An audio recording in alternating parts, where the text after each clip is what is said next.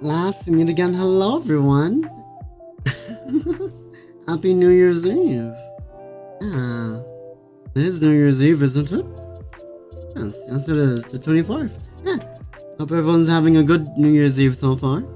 For those of you who are here, and for those of you who aren't, I hope you're having a good time. And for those of you who are watching a vlog, the VOD, well, I hope you enjoy this story time. It's a little collection of a lot of little stories, right? No, none of my own personal ones, but it'll be fun regardless. Jeez, thank you for 17 months, nachos. I hope you're having a good New Year's, Christmas Eve. Yeah. Okay. Without further ado, shall we start with the Christmas classic? Yeah? Let me get some Christmas BGM on for you guys. Give me a second. Just a quick second. We'll turn this BGM off and listen to the Christmas music. Tatamata.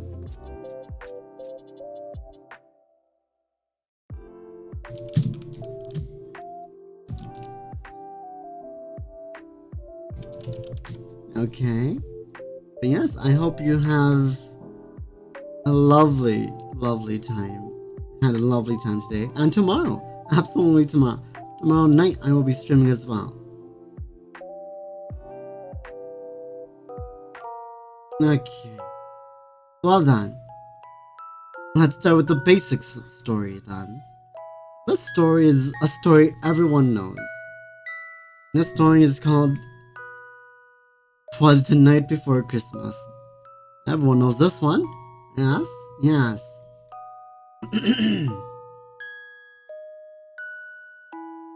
Sit back, relax, and, you're currently wrapping some presents, so you'll be watching silently, which is fine. I will only be reading stories today. I won't be replying too much to chat. I hope we have a good time wrapping presents, and I hope it's not too many presents, yeah? Hopefully it's not too many. But the more the merrier, right? It looks nicer under the big tree. Speaking of which, I hope you guys' tree is nice and big. If it's not nice and big, nice and small is also okay. Just like mine. Mine is about the sun up to my waist, which is not very high. So yeah. Okay. 'Twas the night before Christmas, when all through the house not a creature was stirring, not even a mouse. The stockings were hung by the chimney with care, in hopes that St. Nicholas would soon be there. The children were nestled all snug in their beds, while visions of sugar plums danced in their heads. And Mama in her kerchief, and I in my cap, had just settled down for a long winter's nap. And out on the lawn, there arose such a clatter, I sprang from my bed to see what was the matter. Away to the window I flew like a flash, tore open the shutters and drew up the sash. The moon on the breast of the new fallen snow gave the luster of midday to objects below. When, what to my wondering eyes should appear but a miniature sleigh and 8 tiny reindeer. A little old driver, so lively and quick, I knew in a moment it must be Saint Nick. More rapid than eagles his courses they came, and he whistled and shouted and called them by name. Now Dancer, now Dasher, now Dancer, now Prancer and Vixen, on Comet, on Cupid, on Donner and Blitzen. To the top of the porch, to the top of the wall, now dash away, dash away, dash away all. As dry leaves that before the wild hurricane fly, when they meet with an obstacle, mount to the sky. So up to the housetop the coursers they flew, with the sleigh full of toys and St. Nicholas too. And then, in a twinkling, I heard on the roof the prancing and prawning of each little hoof. As I drew in my head and was turning around, down the chimney St. Nicholas came with a bound. He was dressed in all in fur from his head to his foot, and his clothes were all tarnished with ashes and soot. a bundle of toys he had flung on his back, and he looked like a peddler just opening his pack. His eyes hardly twinkled, his dimples how merry. His cheeks were like roses, his nose like a cherry. His droll little mouth was drawn up like a bow, and the beard of his chin was as white as the snow. A stump of a pipe he held tight in his teeth, and the smoke encircled his head like a wreath. He had a broad face and a little round belly that shook when he laughed like a bowl full of jelly. Hello, Divine Sausage. He was chubby and plump, a right jolly old elf, and I laughed when I saw him in spite of myself. A wink of his eye and a twist of his head soon gave me to know I had nothing to dread. He spoke not a word, but went straight to his work, and filled all the stockings, then turned with a jerk. And laying his fingers aside of his nose, and giving a nod up the chimney, he rose. He sprang to his sleigh, to his team he gave a whistle, and away they all flew like the down of a thistle. But I heard him exclaim, ere he dove all out of sight, "Happy Christmas to all, and to all, a good night." There you go. There's that original story.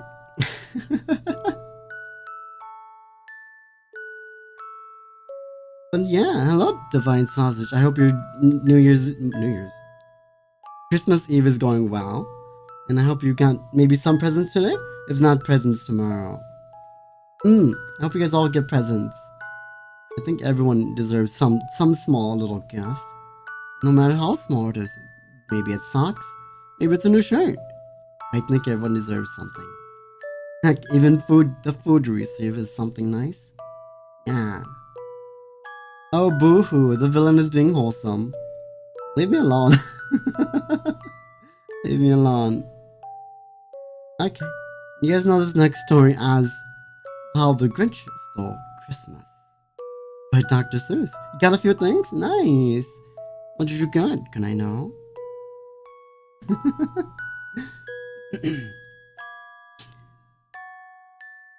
Alright. Every Who down in Whoville liked Christmas a lot, but the Grinch who lived just north of Whoville did not. The Grinch hated Christmas, the whole Christmas season. Now please don't ask why, no one quite knows the reason. It could be his hat wasn't screwed on just right, it could be, perhaps, that his shoes were too tight. But I think that the most likely reason of all may have been that his heart was 2 sizes too small. But, whatever the reason, his heart or his shoes, he stood there on Christmas Eve, hating the Who's. Staring down from his cave with a sour, grinchy frown at the warm-lighted windows below in their town, where he knew every Who down in Whoville beneath was busy now, hanging a mistletoe wreath. And they're hanging their stockings, he snarled. Tomorrow's Christmas is practically here. He growled with his Grinch fingers nervously drumming. I must find a way to stop Christmas from coming. But tomorrow, he knew, all the Who girls and boys would wake up bright and early. They'd rush for their toys. And then, oh, the noise, noise. Then the Who's, youngs and old, would sit down to a feast. And they'd feast, and they'd feast, and they'd feast. There was feast on Who pudding and rare Who roast beef. Beast, which was something the Grinch couldn't stand in the least. And then they'd do something he liked least of all.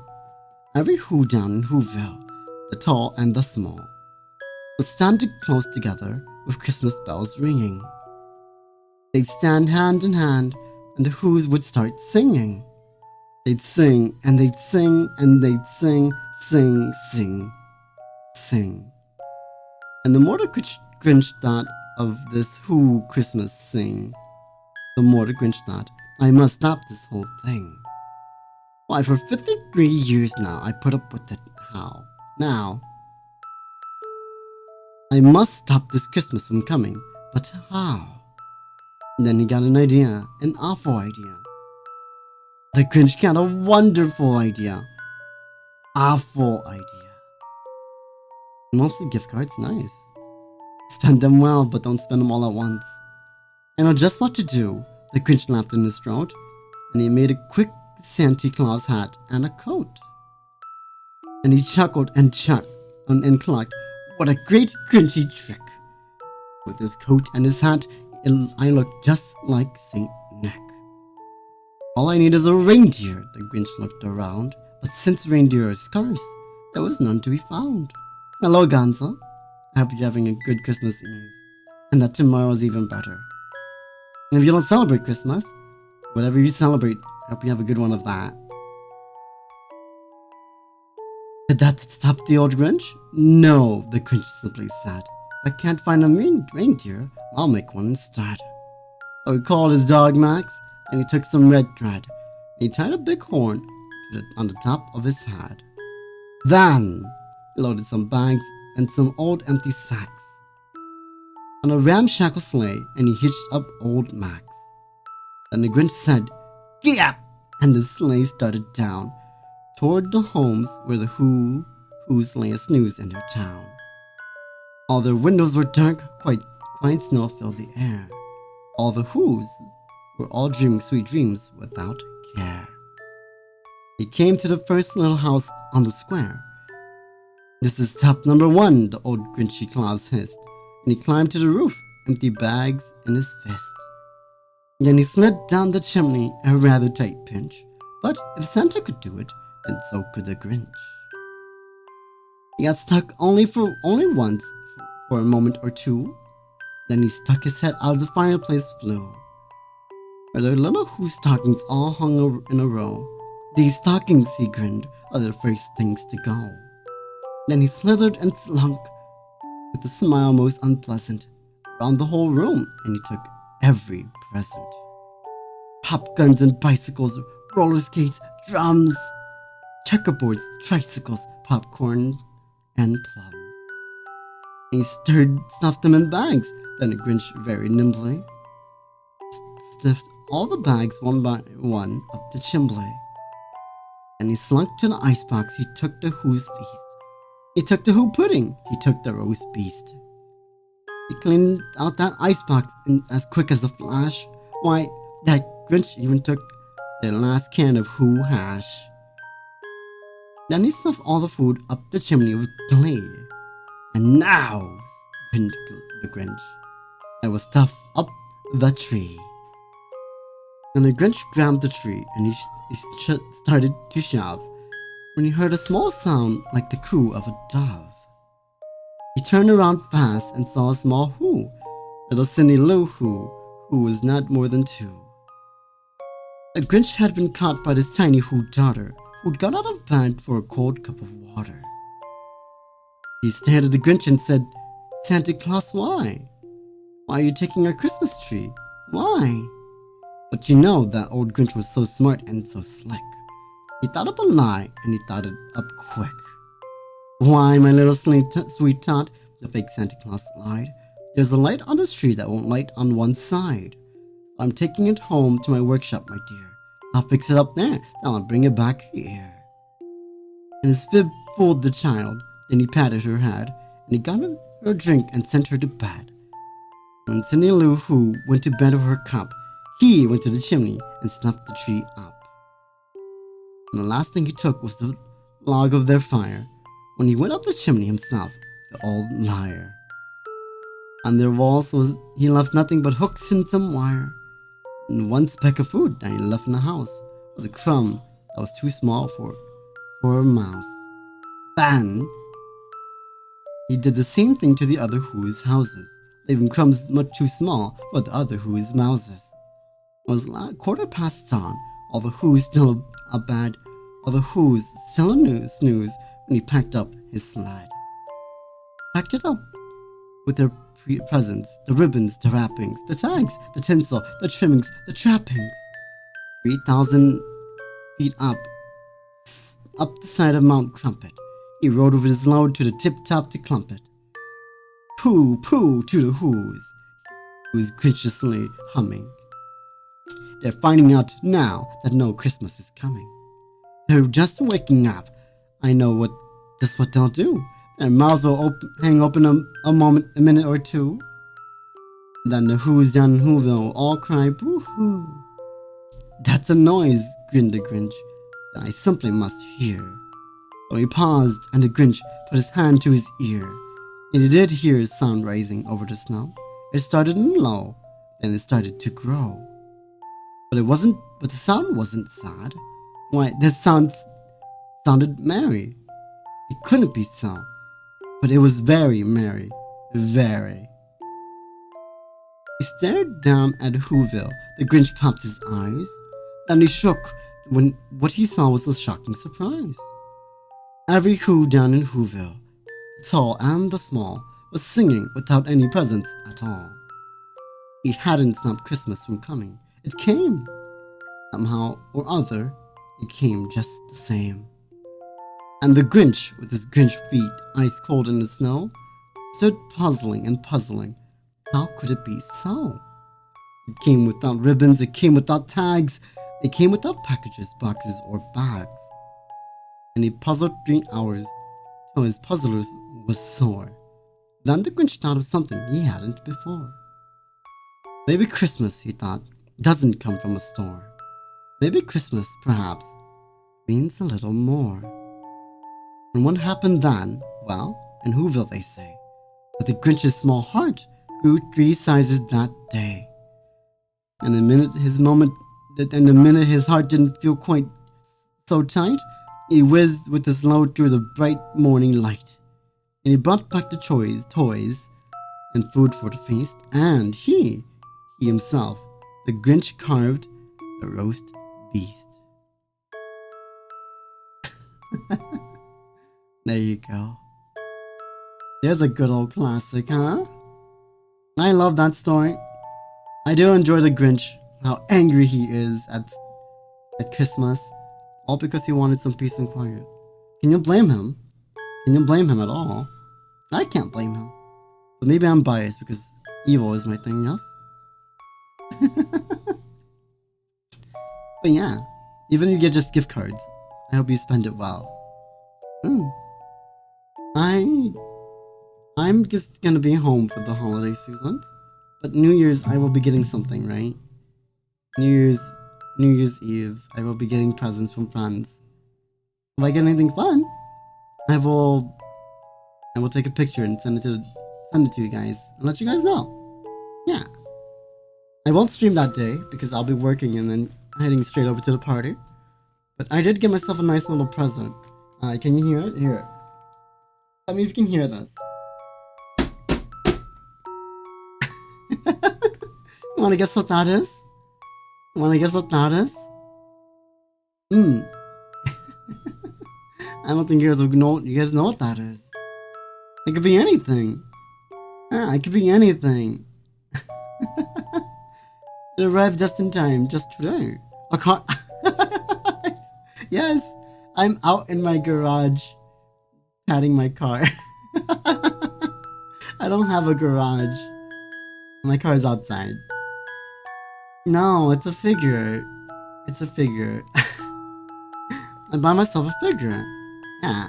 No, not with the money you guys give me. The money I made from work. It's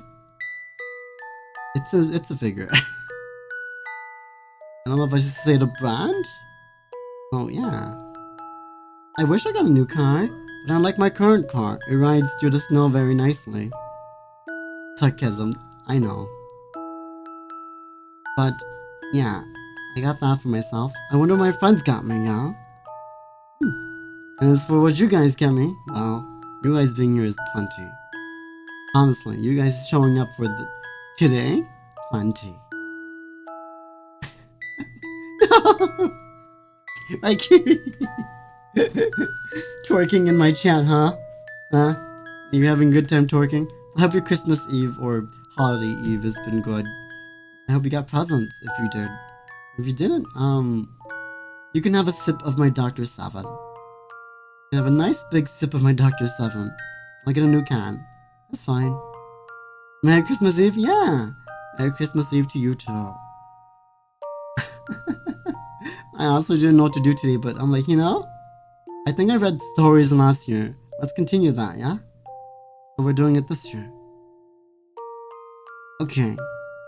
Well, this next one I think is a horror story. It's not very rhymey, but it'll be scary, I guess. We'll keep the music. It'll be funnier this way. But yeah, I hope you got something. Maybe one day Toku will do a twerk stream. I can't twerk. I may have stuff, but I can't twerk. I don't think it's possible. Even when I get 3D someday, I don't think it's possible. We'll see. We'll see. Femboy Milker, hello. Happy Christmas Eve. If you do celebrate Christmas. If not, then happy 24th. Whatever else you guys celebrate. Happy that. Like I said earlier. Yeah, I don't know if I can twerk, even with my 3D model someday. I don't know when that's gonna be though. That would be funny. We'll see what happens. We'll see what happens. I have ideas. I have ideas for when Quick Emote 1. We'll see. We'll see. We'll see. I wouldn't even know what to... That tail is gonna kill someone if I twerk. That tail is gonna chop someone's freaking head off. I swear to God. My tail is sharp, okay? So be careful. Okay, this story was written 5 years ago. It is a no-sleep story, of course. No, this story is called I Will Never Visit My Grandma for Christmas Again. If you know it, then you know it. If you don't know it, then let's go through it together. With Flash? What do you mean with Flash? Oh, I love visiting my grandma. She always makes the food that I like and in large quantities, and spoils me.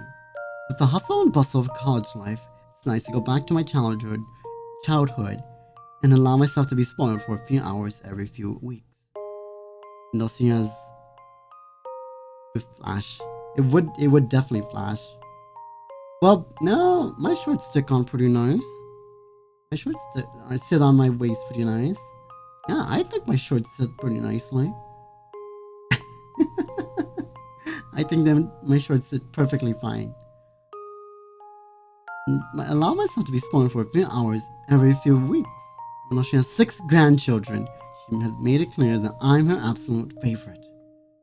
She'd often have the whole family around for dinner after they left. Bring out the good stuff she made just for me. I usually have a... Can I use my tail as a weapon? Absolutely. It's one of my melee choices next to my long sleeves. Yeah. My sleeves weigh like a ton. Getting hit with any of the tail, either my tail or my long sleeves, will very much hurt. We usually have a big Christmas dinner together with the whole family. However, as the years go by and the younger ones start growing up, fewer and fewer people show up. Last year, everyone already made plans, forgetting about poor Grandma. I don't blame them, but they often forget how these visits mean a lot to her, especially ever since Grandpa died. That's why when I talked on the phone with her and she asked me if I had any plans, I lied to her and told her I didn't. She immediately jumped at the opportunity to politely invite me, going so far as to offer me to sleep over at her place. She said there's one room which hasn't been used in years and I can stay there. I immediately said yes and agreed to stay over, realizing how happy that would make her. I cancelled the plans I made with my friends, telling them something else came up. Although they were bummed about it a little, their drinking party wouldn't stop because of me. That was the last Christmas that I would ever spend with my grandma. You wouldn't mind being slashed by it at the small chance of glancing at something you guys would like? Oh boy, you guys are... You guys wouldn't mind being slashed by my tail for a chance of seeing something you'd like, huh? I see. I see. I understand now. Oh, chat. You guys are definitely on the naughty list this year.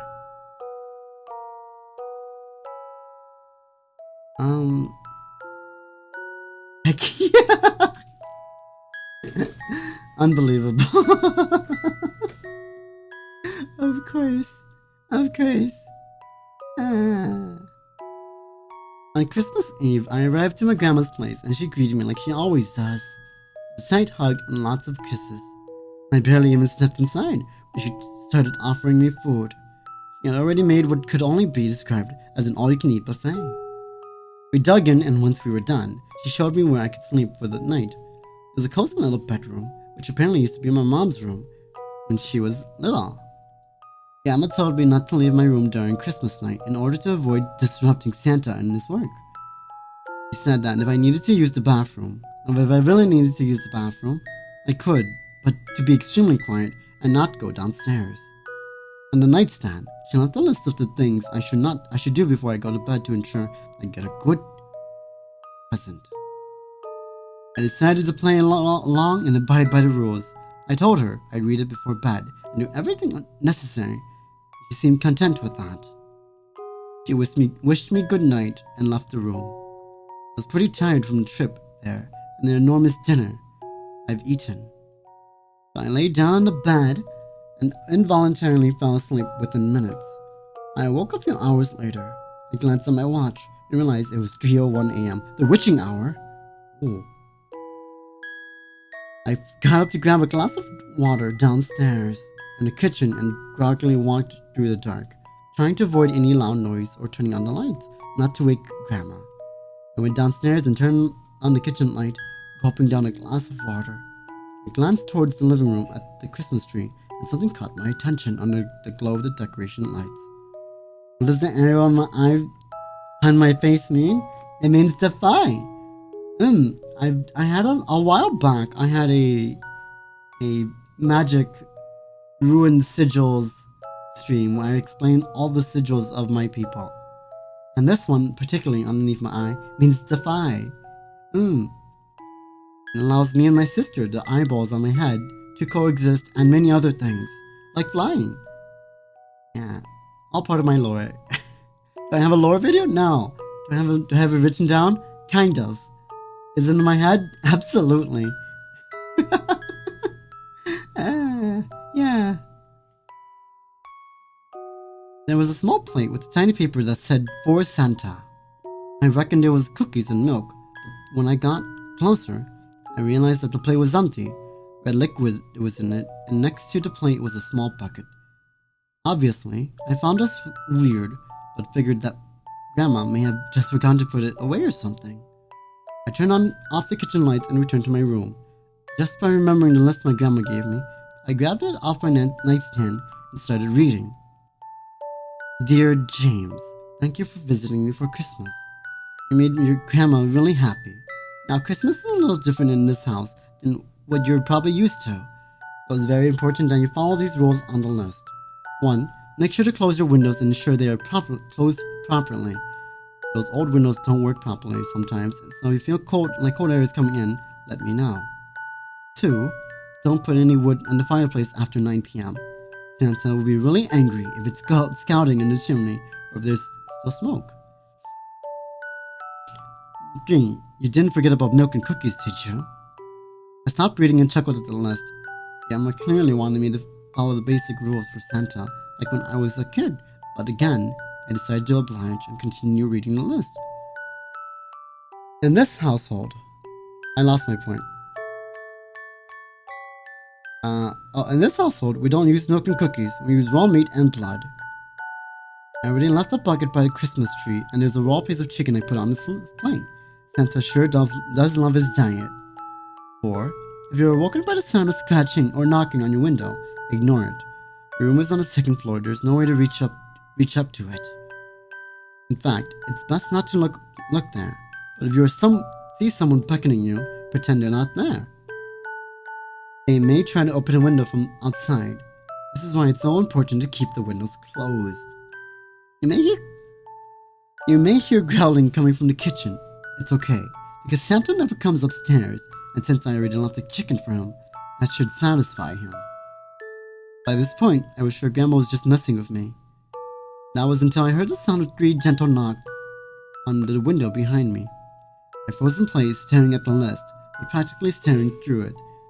3 more gentle knocks ensued, but I did my best not to give away that I heard them. Once again, there were 3 more knocks, and then the sound of scratching started. First gently, and then louder. As if a rat was trying to bite through the wall. It lasted for around a minute until it completely stopped. Only when it did I gather enough courage to slightly shift my position. That was a mistake, though, because when I looked down to the floor, the light which was cast in front of from the window, I saw the unmistakable shadow in the form of a humanoid silhouette stretching across. I couldn't tell for sure, but it looked like whoever was there held both his hands on the window and stared directly at me. I decided that the best thing to do was continue reading the list and try to distract myself. If someone walks into your room while you're sleeping and you happen to wake up, pretend that you're still asleep. In the worst case scenario, the person will sit on the edge of your bed and observe you, so do your best not to let them know you're awake. Feel their breath on your neck, and it gets progressively closer, means they realize you're awake. You may hear me calling you from downstairs. Don't listen to it. I will under no circumstances go downstairs during the night. Last and most important rule, if you get up to go to the bathroom, never ever turn on any lights in the house. It's trouble noticing you in the dark. If you turn on the lights, we'll be able to follow you wherever you go, and then not even locking the door will help. All these simple rules in the morning, and in the morning we can open your presents. Love, Grandma. Well, this guy's dead. Scratching and knocking had already stopped by the time I was done reading. The shadow from the window was gone. I got into bed and covered myself over my head, shivering and not from the cold. Sometime during the night, I heard my door open. I did my best to ignore the footsteps and low growling noise. I either passed out or fell asleep sometime later.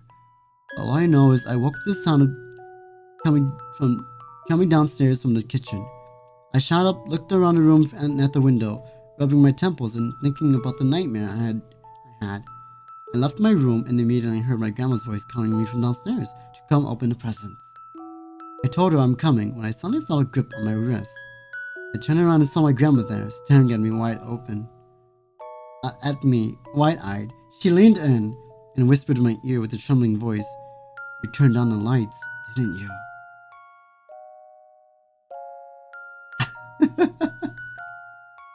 One of the comments underneath was saying, "Poor grandma, she knows more about Santa than you."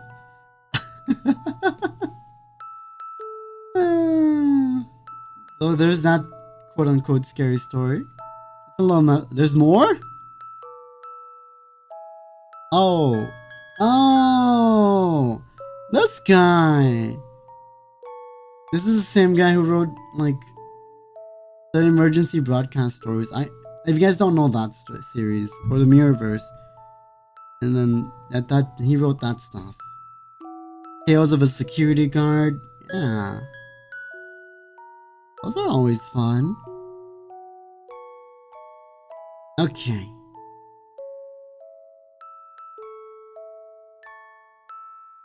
Do you guys want another scary story? Or did you want a wholesome story? I've got both. I've got a giant list of both in front of me. Most of them are kind of, I don't exactly want to read them, but I can. Right? I can. Up to the chimney, Saint Nick. Why don't we do a nice balance, yeah? We did 2 wholesome stories, but why don't we do 2 quote-unquote no-sleep stories? You want the happy one? I can do the happy one. This one is, of course, a very simple one. A very simple one. This one you guys all know as Rudolph, the Amazing Reindeer. On December night in Chicago several years ago, a little girl climbed onto her lap, onto her father's lap, and asked a question. It was a simple question, asked in a child's curiosity, yet had a heartfelt rendering effect on Robert May. Who's Robert May? I don't remember. Oh yeah? Oh yeah? Huh? Oh yeah? I don't remember Robert May in this story, but yeah, Dad, 4 years old, Barbara asked, why isn't Mommy just like everyone else's mommy? Bob May stole a glance at his shabby. What is the story? Let me skip to the actual story. Okay. Thank you for that. Thank you very much, Raikiri. Rudolph. Let me look up a different version.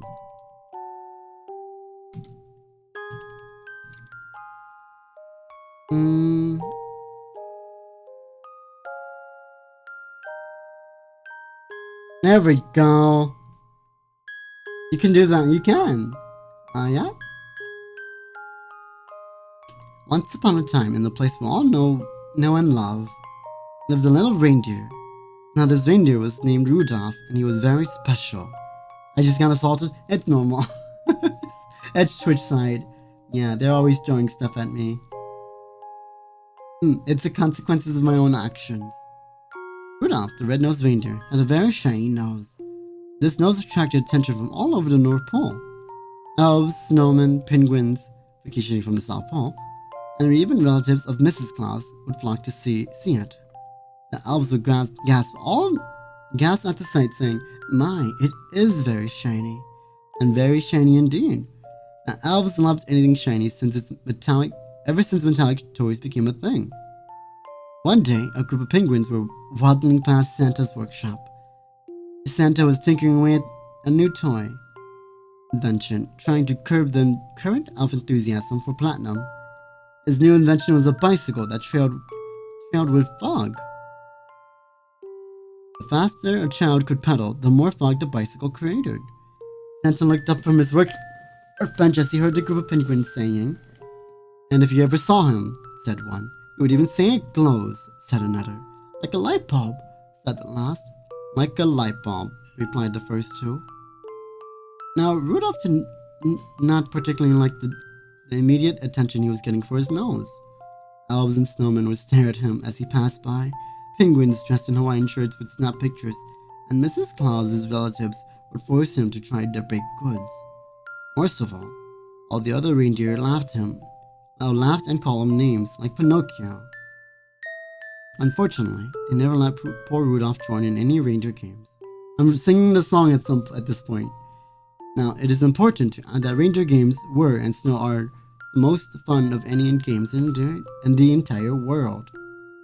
Reindeer can play Monopoly, Tag, Freeze Tag, Toilet Tag. What's chat? You guys, what is Toilet Tag? Huh? What is Toilet Tag? Excuse me? What? Huh? Anyways, bump tag, ball tag, soccer, and hide and seek, among others. What makes their game so fun is that they can fly so high into the sky that they are literally dancing on clouds. No clue? It's concerning. It's concerning to me, but I'm not gonna think too hard on it.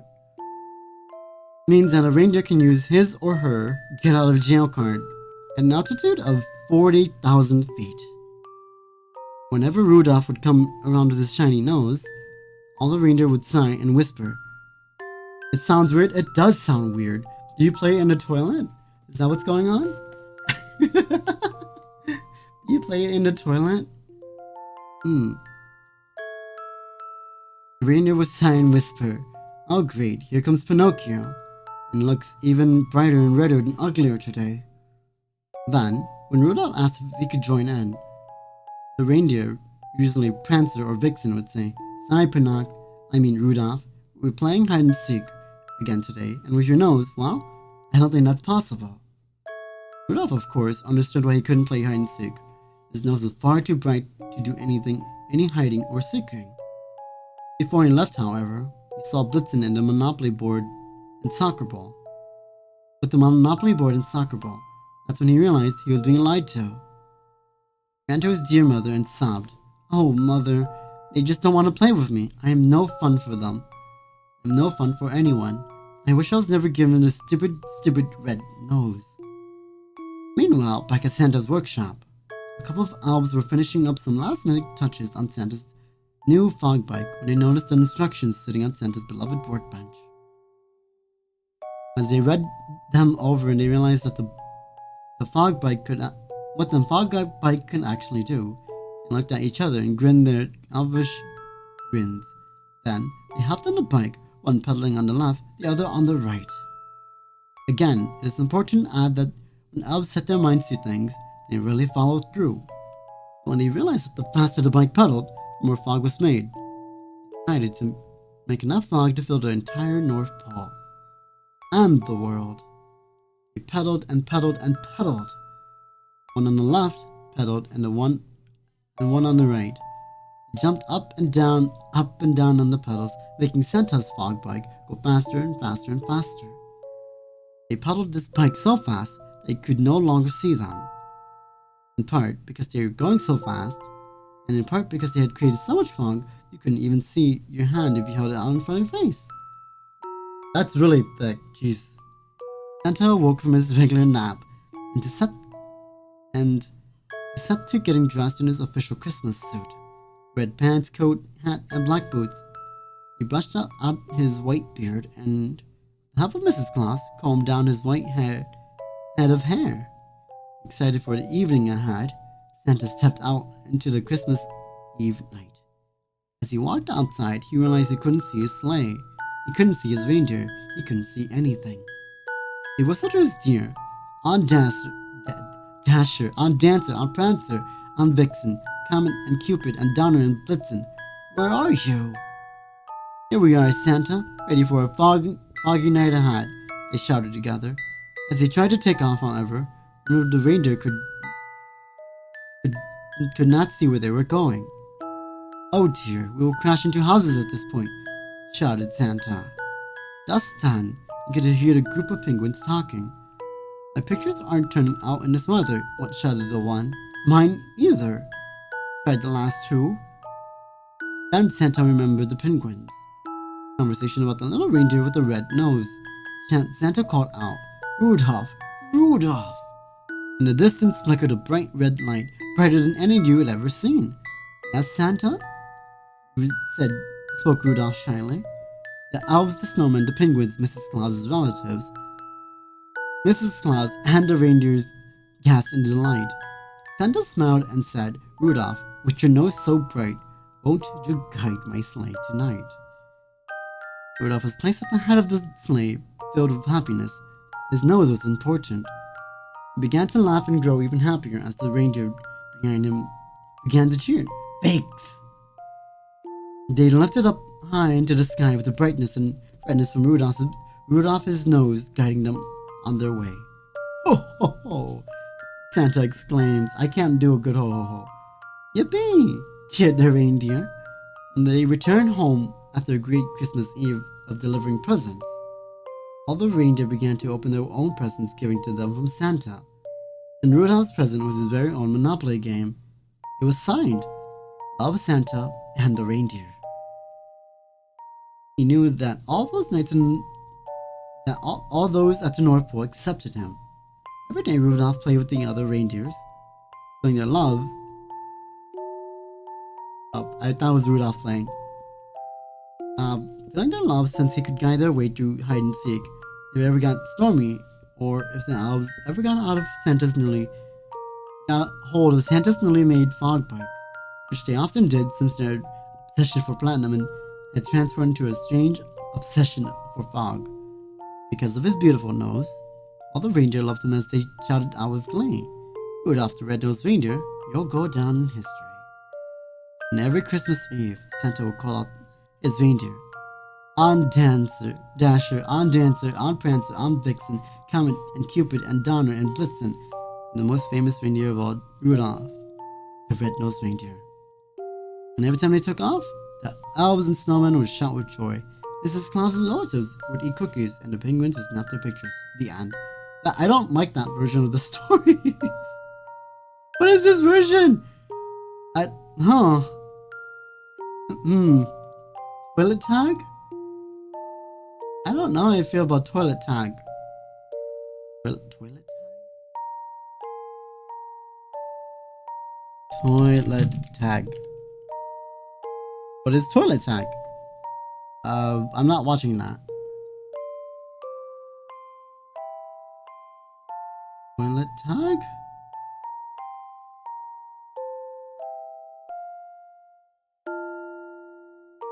It's Bluey. Alright, Bluey, explain it to me. How to play toilet tag. This is a game where expressed with large groups of people. So the players, taggers, are trying to tag the runners. They get tagged at to pretend they're a stinky toilet. Huh? Can only move if another player flushes them. What does that mean? The person who was tagged has to spend 3 times before they can start playing again. I don't understand. I don't understand. I'm not gonna dig deeper into this. I don't know how I feel about that.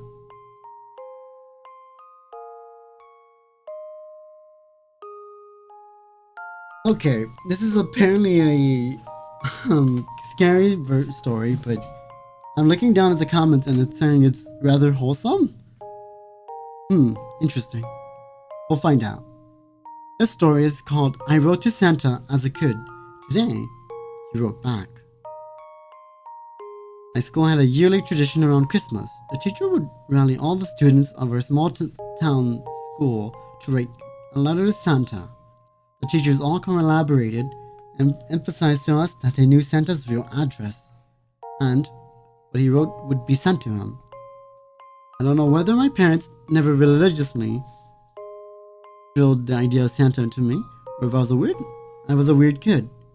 But throughout my childhood, I never believed he was real. So I always felt this idea of entertaining this letter scheme was below me. To me, this was just a silly way for the teachers to get kids excited for the holiday. In school, I was one of the rough kids. I got in fights a lot, and the majority of the other students would avoid me. Even teachers had an apprehension of being around me. Scared my temperament was not limited to just kids. Hindsight helps me say this, but at the time I thought it was everyone else who were weird. I attribute all this to my uncle. And what he did. He was a brute. When my parents weren't around, which was a lot, he was the one to look after me. During those many nights, he would be rough with me, making me try beer, telling me about illicit things I was woefully ill-prepared to know. All for the delusional that he was making me tough, when in reality, it made me close off, only able to express my emotions through violence and hate. Each year, I never participated in writing the letters. When I did, I often just scribbled insults or crude doodles, but every so often, I'd notice something. A handful of kids would come back after Christmas break raving that Santa brought them what they asked for. They would talk about how Santa left them a letter saying they were especially good that year and brought their wildest dreams to life. Kids from poor families got the latest game consoles. Only children got the pet of their dreams. One kid even claimed his mother's illness was taken away by Santa. In my pessimistic attitude, I drummed it up to the excuse that the teachers gave the letters to their parents. Another reason I never took part in writing a letter. Scared my uncle would catch wind and judge me for what I secretly desired. My pattern was undeniable. The pattern was undeniable. Kids were getting what they wanted, and in some way, it worked. It worked for me. The letter sent to my parents was an interesting way to slyly let on that what my uncle was doing, to tip off my parents and what was going on behind their backs. Also avoid a lesson drilled into me by my uncle that snitches get stitches. Literally. A mantra which kept me quiet for far too long. One year, I grabbed a pen and hand-fisted a simple letter. I apprehensively wrote that I never wanted to see my uncle again. I wished Santa would take him away. I finished the note off, also asking for a puppy. I was a kid who didn't want a puppy at that age. Something my parents never knew, since wanting a pet was girly, according to my uncle. And some of the more outspoken kids confronted me at the idea of participating. I have something to say about this after this story. Outspoken kids confronted me at the idea of participating in such an event I was so vocal against. I simply told them I wrote the nastiest letter to the head teacher, who I told wild details which had the kids rolling in laughter, in a way adding to my persona. Excuse me. A metaphor for the facade I had built up. Oh, excuse me, I'm sorry.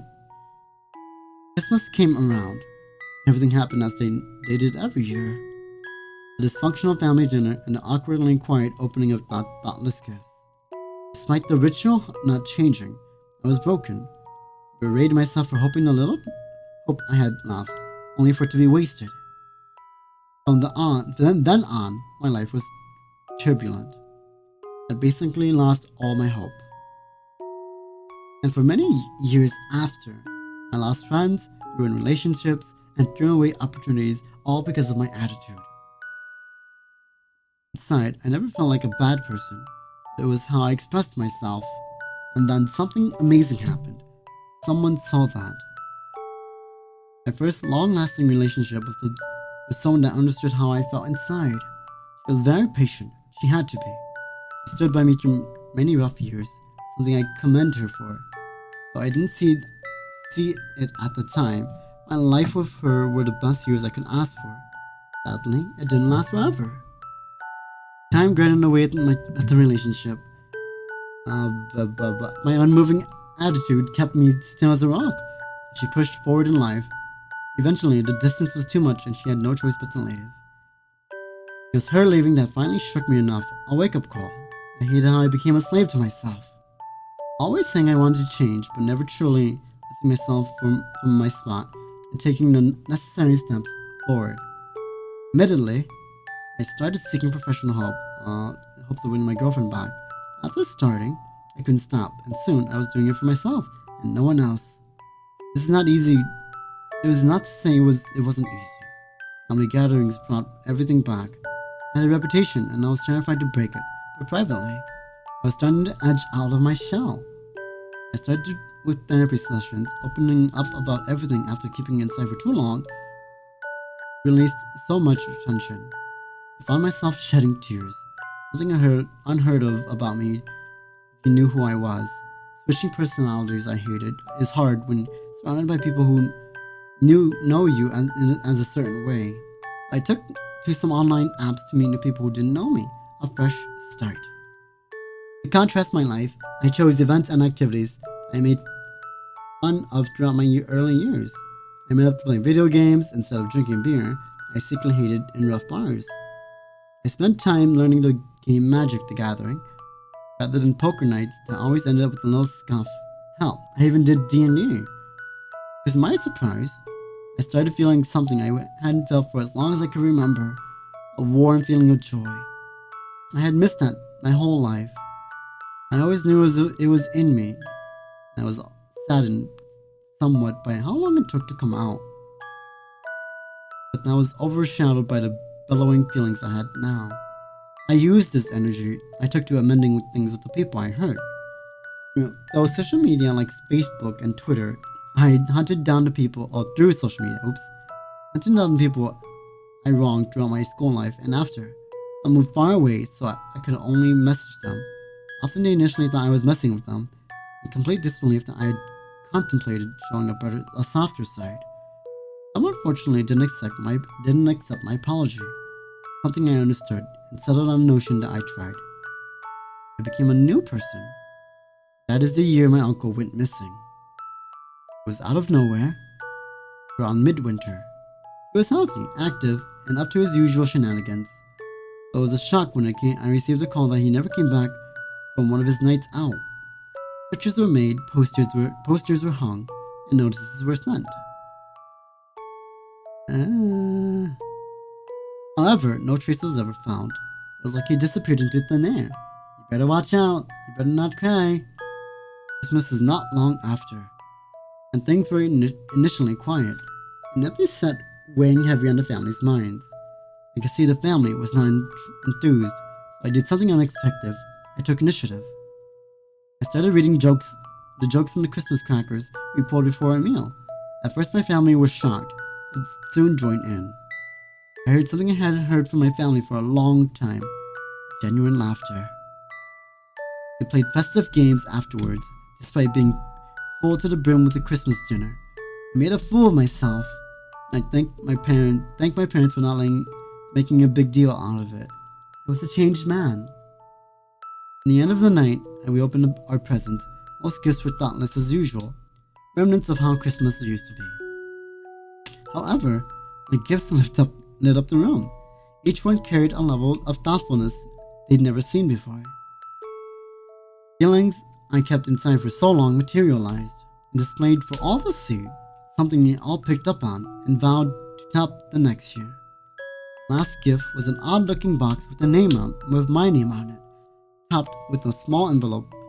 Some thought it was my uncle before he disappeared, though I doubted it as he never really got me anything before. I started with a card written in the cleanest cursive I've ever seen. It was addressed directly to me. The message was brief, with talk of how good I was that year, and wishes I got everything I asked for. I started to think it was from one of my childhood classmates that I reconnected with. My heart jumped up to my throat when I heard a noise bounce around inside.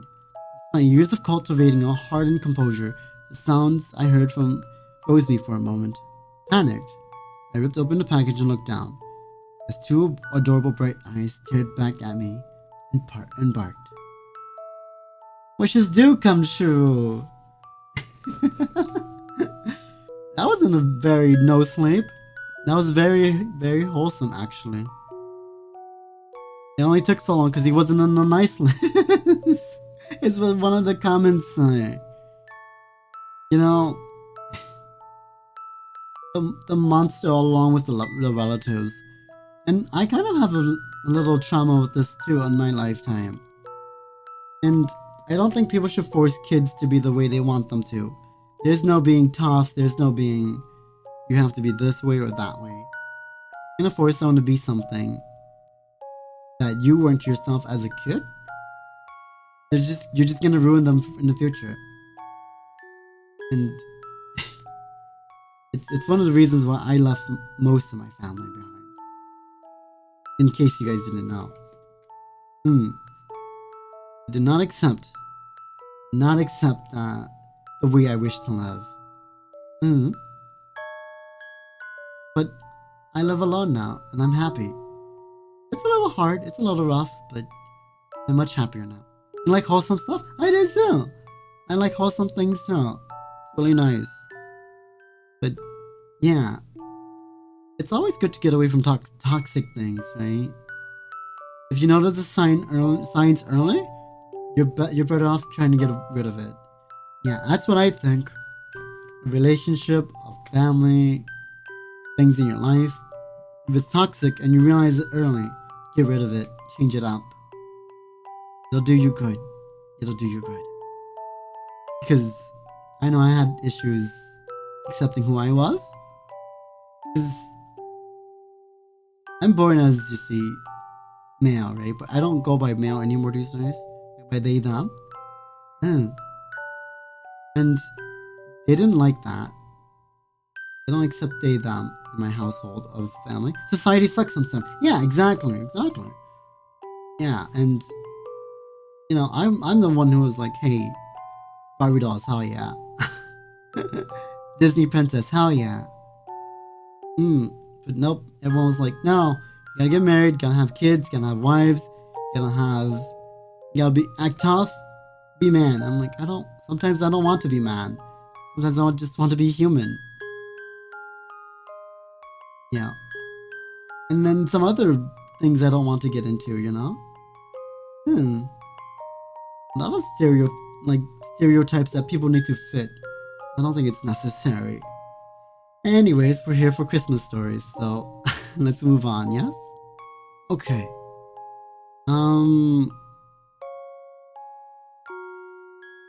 Let me see. There's a lot of the gifts stories here. The Man and the Birds. What is this story? Okay. I don't want that. That's way too long and complicated.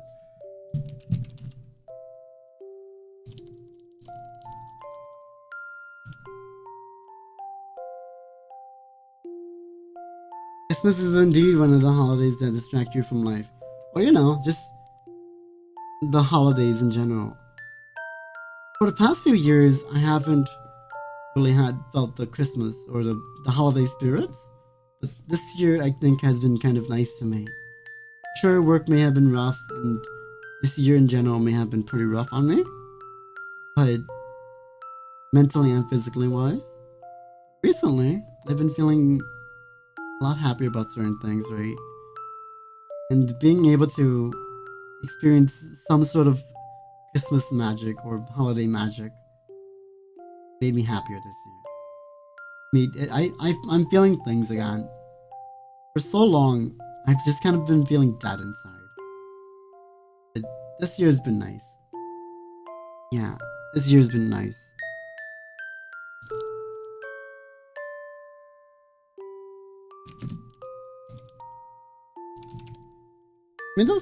Give me that good old Christmas rhyming stories. They're not giving me a rhyming story. I'm just gonna...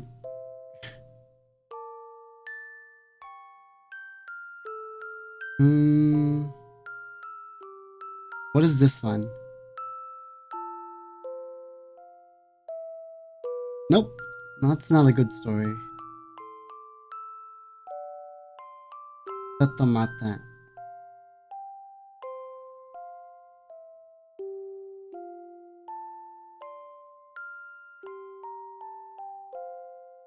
How long is this story? Okay. You guys know the Little Match Girl? The Little Match Girl is a good story. Most terribly cold it was. It snowed and was quite dark. An evening. The last evening of the year. In this cold and darkness, there went along the street a poor little girl, bareheaded and with naked feet. When she left home, she had slippers on. It is true, but what was the good of that? They were very large slippers, which her mother had hitherto worn. So large were they, and the poor little thing lost them as she scuffled away across the street, because of two carriages that rolled by dreadfully fast. One slipper was nowhere to be found, and the other had been laid hold of an urchin. And off he ran with it. He thought it would do capitally for a cradle when he someday or another should have children himself. So a little maiden walked on her tiny naked feet that were quite red and blue from cold. She carried a quantity of matches in an old apron, and she held a bundle of them in her hand.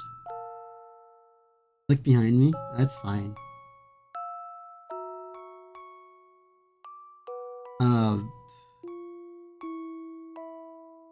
I lost track. I lost track of where I was. There's just a cat. There's a cat staring at me. What are you doing, huh?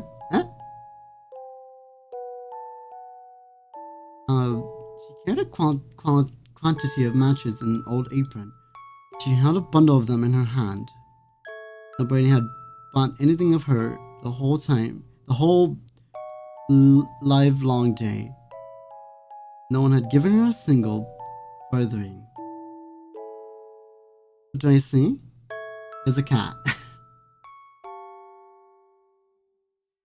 Flecks of snow covered her long, fair hair, which fell in beautiful curls around her neck. But of that, of course, she never once thought. From the windows, the crate candles were gleaming, and smelled so deliciously of roasted goose. For you, it was Christmas. For you know, it was Christmas. It was New Year's Eve. Yes, of that she thought. In a corner formed by two houses, of which one advanced more than the other, she seated herself down and cowered together. I don't know where this story is going. Her little feet she had drawn close up to her, but she grew colder and colder. To go home she did not venture. She had not sold any matches and could not bring a furthering of money. From her, you can't see a cat? Oh. From her father, she would certainly get blows, and at home it was too cold. Far above her she had only the roof, though which the wind whistled, even though the largest cracks were stopped up with straw and rags.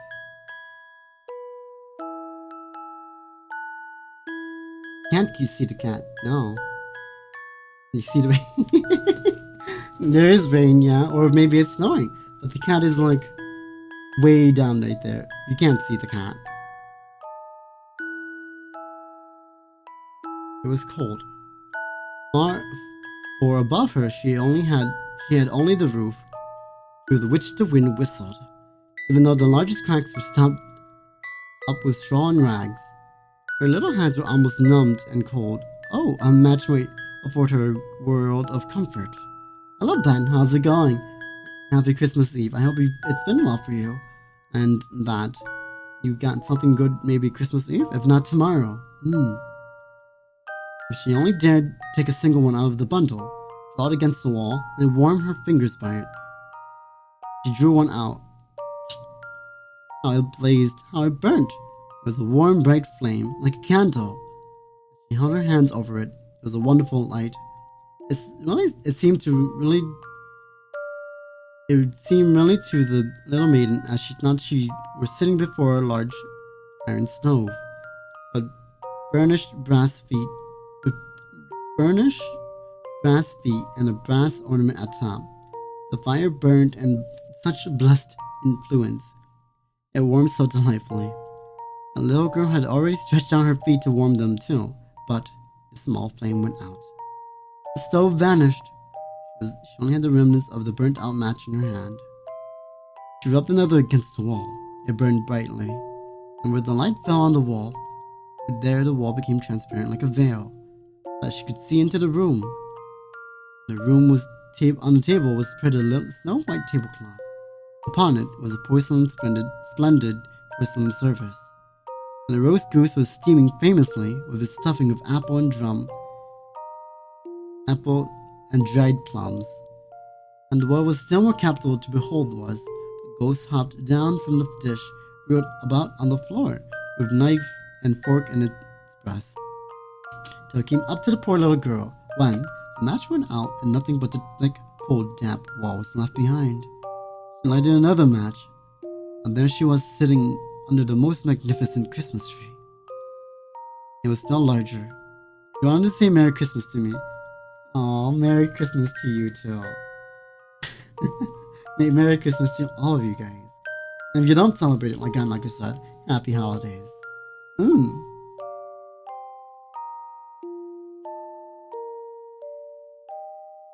That doesn't go together? Merry tree. Merry tree! It was still larger and more decorated than the one which she had seen through the glass door in the rich merchant's house. Thousands of lights were burning on the green branches and gaily colored pictures, such as she had seen in the window shops. Shop windows looked down upon her. The little maiden stretched out her hand towards them. The match went out. The lights of the Christmas tree rose higher and higher. She saw them now as the stars in heaven. One fell down and formed a long trail of fire. "That one is dead," said the little girl.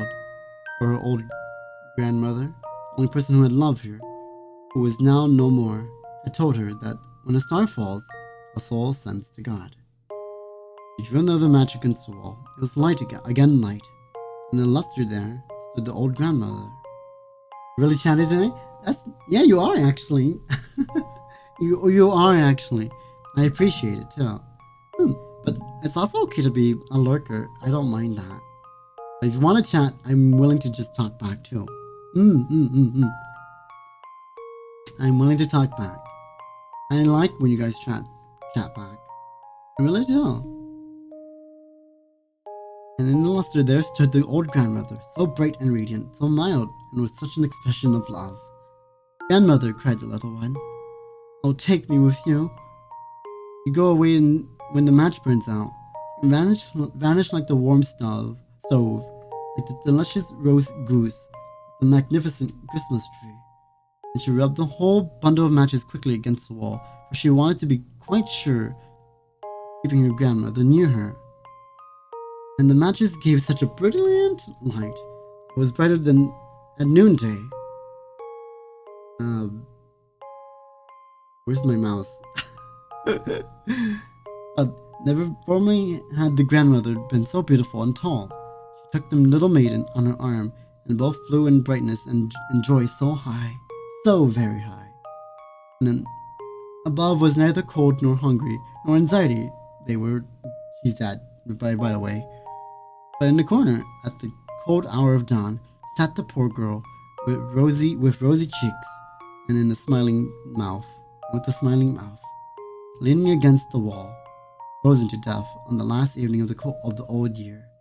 Stiff and stark sat the child there with her matches, of which one bundle had been burnt. She wanted to warm herself, people said. No one had the slightest suspicion of what beautiful things she had seen. No one even dreamed of the splendor in which, with her grandmother, she had entered on the joys of a new year. Most of the time you just watch, yeah. And like I said, that's fine too.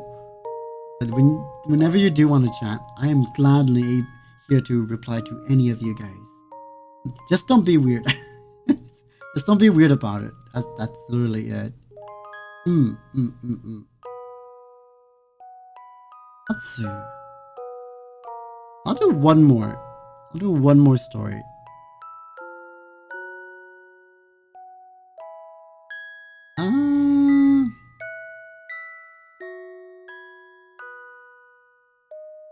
How long is this story? Let's see.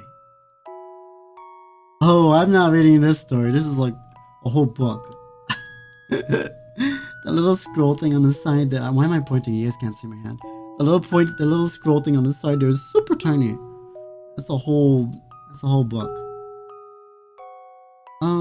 Let's read a scary one for the last one.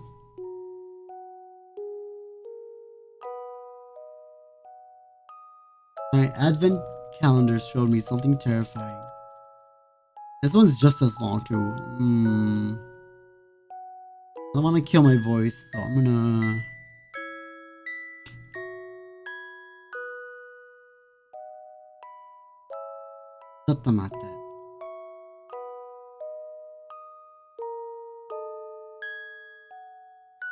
I can do this one, yeah. Okay, the advent calendar. The last few weeks have been extremely difficult.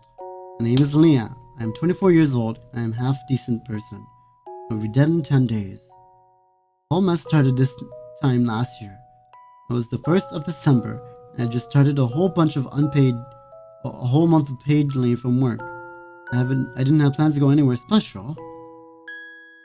I was just going to sleep in, eat crappy food and binge watch TV shows. Should have been glorious. Maybe it would have been if I hadn't opened the box that came in the mail that day. It was wrapped like a Christmas present. Shiny red paper and big green bow. It had a handwritten cardboard tag attached with ribbon.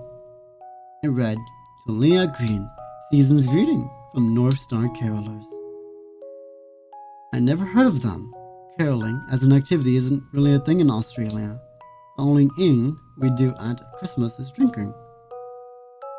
but it was my name on the package at the time. I suppose it could be some elaborate marketing thing, or maybe a mate playing a joke. I brought up my apartment and up to my apartment and opened the package. A large square box, green lacquered cupboard with red edges. On two sides of the box were little drawers.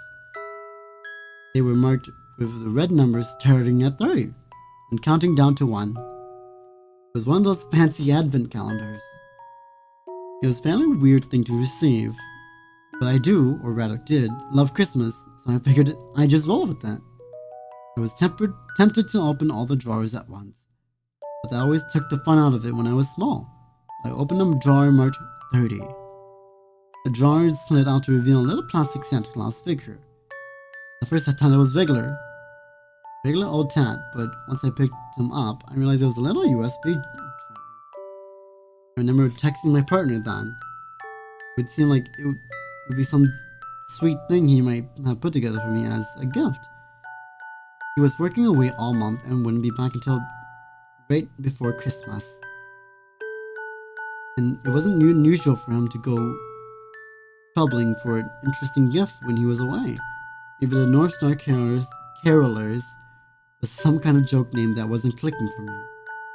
I didn't get a reply right away. He was probably still asleep. So I figured it couldn't hurt to plug the USB into my laptop. Bad idea.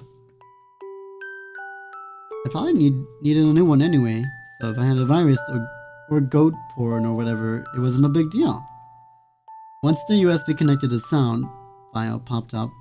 I'm not the techiest person in the world, but I figured it looked pretty harmless. I clicked play. We wish you a Merry Christmas. We wish you a Merry Christmas. Happy New Year. The choir sung the whole known carol loudly on my computer. As it played it suddenly got louder and louder. My dog Thor scuttled over and started barking at the computer. I actually didn't even know that my speakers could make that much noise. I tried to turn it down, but it wasn't working. I was shut off and the music stopped abruptly. It was replaced by a weird scuffling sound, and the scratchy sound of someone breathing too close to the microphone. A woman's voice rang out. Congratulations, Leah. You're a winner. You received one of our very special advent calendars. Now you get to enjoy 30 days of Christmas cheer. Your North Stars Caroler want to wish you a Merry Christmas. The music started over again, and the voices rising together to finish the song. I was surprised when the audio cut before they got the last few words out. It stopped and switched to a weird staticky noise for a second, and then a strange muffled voice. I couldn't make it out. I figured it was the result of an amateur recording or something. The file ended completely, and I closed it up. I still thought it was all a bit strange, but I do enter a lot of random competitions and then forget about them. I guess I had to actually won for once and was quite pleased with myself. I've never won those, like, any kind of competition things. Or raffles. I don't win raffles. The rest of my day was an uneventful blur of frisky dingo and chocolate pretzels. I went to sleep that night, excited to open up more of the calendar the next day. Day 29 was a cappuccino-flavored lint ball, and my absolute favorite. So far, the average calendar was a hit with me. That night, I had some strange dreams. At the time, I blamed it on too much TV and beer. Looking back, I wonder. Day 28 was a strange gift. A single Christmas light fashioned into a keyring. It had a watch battery at the base so you could press a button at the side and the light lit up. It flickered red and orange. I put on my keychain and went on with my day. You have a good Merry Christmas tomorrow? Thank you. I'm just gonna vibe. I might make some cookies. I'll post cookies on all social medias. YouTube here. I'll post it on Twitch. No, not Twitch. Twitter. I'll post it on Blue Sky, and I'll post it on the Discord channel for everyone to see. Yeah. If they're successful, of course. If it's not, if they're not successful, I will just throw them out and send you guys something else. Oh, and the letters. I will send out the letters tomorrow. Yeah. Yeah, I will send out the letters to my friends tomorrow. I got home later that night. I walked down the street to my building, but I was blocked by a crowd of people standing in front of the Asian grocers that stood next door to my building. A fire truck wheeled down the street to extinguish the flames that had charred a good section of the store. The fire was pretty contained, but there was some black marks on the side of my own building. I thank my lucky stars it had been put out quickly. Nobody got hurt, not yet. Day 27 was another sweet but a hard raspberry lolly that was pretty nice. A cute little doll wearing an elf hat. She had fluffy red hair and a cherubic face. I made a note to give her to my niece. Christmas. Wait, no, that's suicide. No fires that day. I spent most of it inside, but eventually talked myself into taking Thor for a walk. We wandered through the city. Thor made a point to pee on everything, and I enjoyed the warm December sun. We walked past a little... Is there snow in your guys' area yet? Is it a white Christmas after all? It's a white Christmas here. Yeah, I hope if it's not, then it's fine too, but it's a little nicer and more special when it's a white Christmas. Wandered through the city. Okay. And teenagers tend to hang out. Okay. I saw a little girl who looked too young to be there alone. She got my eye and smiled. I smiled back at her, taking in her pretty red hair and thinking it looked a bit like the little doll I had gotten. If I had it on me, I would have given it to her. I walked over to her, thinking I should try to find her mom. It was getting late, and she looked far too young to be in the city alone. As I got closer, she turned her attention to my dog. He's friendly. You can pet him, I said. She reached out a hand out to my sturdy-looking black Staffy and patted him. Then, she reached into her own mouth and yanked. A stream of blood followed her fingers as they emerged with a tooth. She grinned at me when I gasped in shock. I'm just losing my place because it's a long story. Okay. She grabbed Thor again and pushed the tooth to his mouth, as if it were a treat. As she did, she wiped a murky streak of her own blood on his fur. Thor, no, drop that! I knelt down and tried to find a tooth in his mouth. He had either dropped it or swallowed it. I see no trace of it anywhere. I looked back to ask the little girl what the heck she was doing, but she was gone. I looked all around and couldn't find her anywhere. I was angry and kind of freaked out. I thought maybe the kid had some kind of problem. I've never seen a child do something so weird. I felt angry at her mom or dad for not supervising her properly. I rationalized they must have seen her bleeding a hole and whipped her away. That had to be it, right? I was shaken up, so I took Thor home and went out for a drink or two with some friends. I don't have to post every day? I don't. Trust me. Trust me when I say I don't. Trust me when I say I don't post things every day. Yeah, I really don't. I only post when something pops in my head. That's all. When I finally got back to bed, I had weird dreams about little blood-covered dolls. Next morning, I had some stuff to do. I left without opening drawer 26. Things were normal as ever until I was heading back to my apartment. A homeless guy sat on a bench near the end of my street. As I walked past him, I heard him mutter to himself, They wish you a Merry Christmas. He repeats that. Involuntarily, I slowed down. The song caught onto me and reeled me in. I came to a full stop. The homeless man looked up at me. Some of the writing in this is a little wrong. He saw my face and his expression switched from a vacancy to anger. He grabbed my arm tight and stared at me. They wish you! I screamed and tried to yank my arm away from him, but he had an iron grip. He's staring at my hand now. 1, 2, 3, 4, 5, 6, 7, 8, 9, 10, 11, 12, 13, 14, 15, 16. Keep counting, keep counting. He laughed and pulled my hand up to his mouth. I desperately tried to pull away as his yellow teeth chomped down on my finger. He chomped again and again. I screamed and started hitting him with my free hand. Two guys ran over from across the street and pulled him off me. My hand was bleeding up and covered in his spit. The homeless man was laughing mechanically. The police were called. They bundled the guy into their paddy wagon. I could hear him screaming from behind locked doors. They wish you a Merry Christmas. The cops told me to make a report after I had been to the hospital for my hand.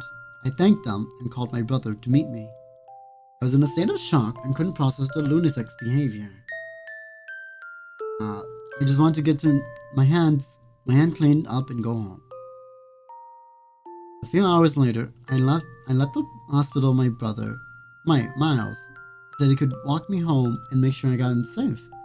I knew it wasn't necessary, but I felt better having someone there, so I didn't protest. Got inside and everything was fine and dandy. Not a crazy vagrant in sight. I finally relaxed. I went to the fridge and cracked a beer for each of us. Miles eyed the advent calendar. What's that? It's an advent calendar. I want it, apparently. Have you loaded it yet? No, I'm doing it properly. You open today? No, I haven't actually. Can I do it? Yeah. I went back to the kitchen to forage for snacks. Suddenly, I heard a booming crack of laughter from my brother. I came out to the kitchen hugging my Doritos to see what was so funny. A limp red and green something hung from Miles' finger. He was still giggling. What is that? You aren't going to like it. I snatched it off him. It was a woven tube looking thing. What is it? It's a finger trap. Miles laughed again and I chucked the stupid thing at the floor. Hilarious!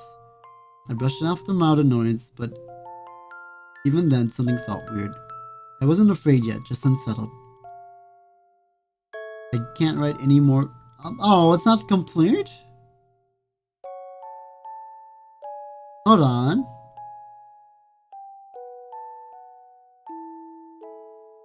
Uh-huh.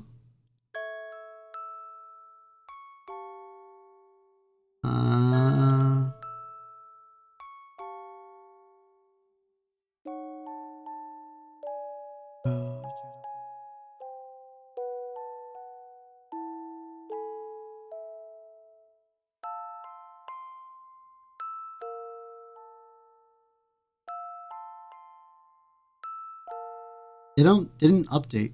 they never updated.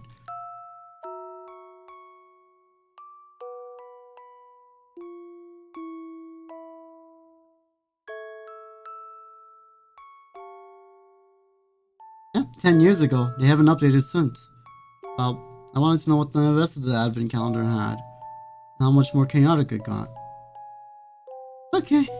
Well, that's all stories today. Thanks for hanging around, everyone.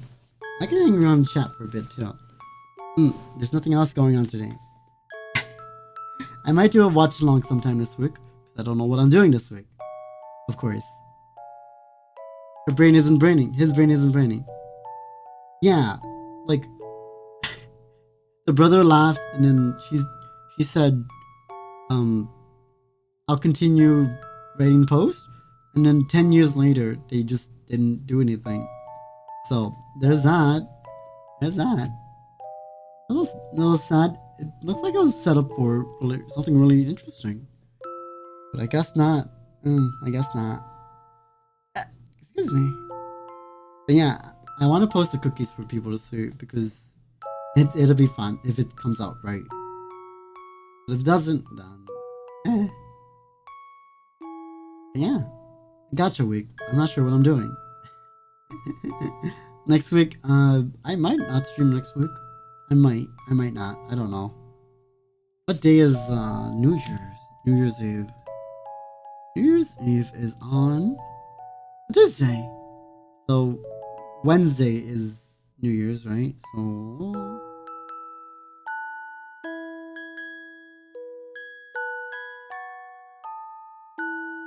14 days into my anniversary. Jeez, 2 years coming up. Crazy. That's wild.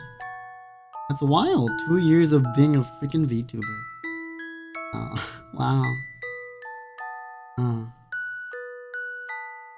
But yeah, I'm gonna call it here because that's a lot of reading. An hour and a half is a lot of reading, a lot of talking. I might as well have read this whole story for you guys at this point. You wish you were there for those 2 years? Nonsense. Nonsense. It's only been 2 years coming up. You were here for... Wait, no. Yeah, you're here for year 2 coming up. Wait. Yeah, 2 years coming up. I've been around for like a year and a half. Wait, no, nah. Yeah, 2 years coming up, okay. Because I started last year? Last year. I started streaming and becoming a VTuber last year. Yeah. So, the fact that you're here now is what matters.